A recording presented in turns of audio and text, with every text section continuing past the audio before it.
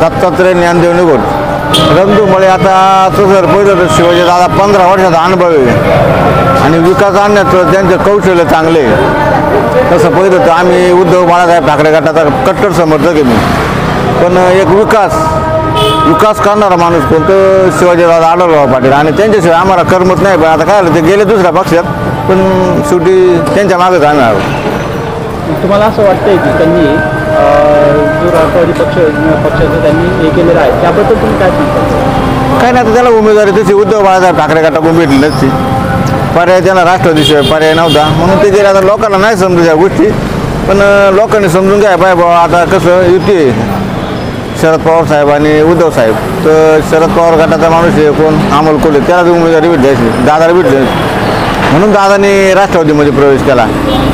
शेवटी असो कोणत्याही पक्षात गेलं तर काय नाही, पण माणूस चांगला आहे, काम करणारा आहे, विकास करण्याच्या दृष्टिकोनातून चांगला माणूस आहे। अमोल कोल्हे शिवाजीराव आढळराव पाटलांवरती नाही, अमोल कोल्हे निवडणूक झाल्यापासून मी कधी बघितलंच नाही, त्याच्यामुळे मी काय त्याच्याबद्दल बोलू शकत नाही।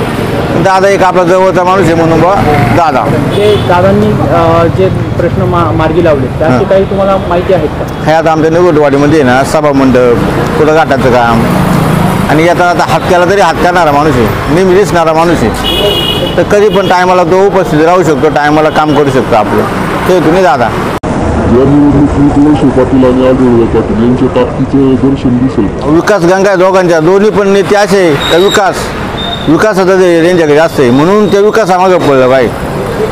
ज्याची सत्ता त्याचा विकास, सत्ताच नसलं काय विकास करणार आहे, काय नाही करू शकत। नाही आता सुद्धा मतदान होणार, लोक किती काय बोलू द्या, पण शेवटी बटन दावा गेलं आणि दादाशिवाय पर्याय नाही, लोकांना माहिती आहे दादावर त्यांची इच्छा आहे ते दादालाच करणार।